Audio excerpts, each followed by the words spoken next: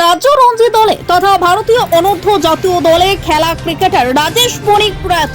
আজ তার মরদেহ ত্রিপুরা ক্রিকেট অ্যাসোসিয়েশন কার্যালয়ে আনা হয় এবং তাকে ত্রিপুরা ক্রিকেট অ্যাসোসিয়েশনের সম্পাদক, সভাপতি সহ অন্যান্য কার্যকর্তারা শেষ শ্রদ্ধা জানায়। অকালে চলে গেল, আর কিছু বলার নেই। খুবই খারাপ লাগছে।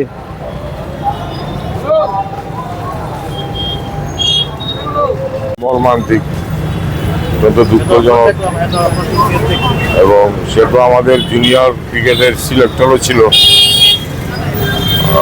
একটা প্রতিভাবান ছেলে, ত্রিপুরা রাজ্যের ক্রিকেটের একটা আজকে নক্ষত্রকে আমরা হারালাম অকাল প্রয়াণে। আমরা অত্যন্ত দুঃখিত। আমরা তো সারা ত্রিপুরা ক্রিকেট অ্যাসোসিয়েশন এর জন্য তার সদ্গতি আসার কামনা আমরা করছি cricket association. Bureau report, news live 24 Tripura.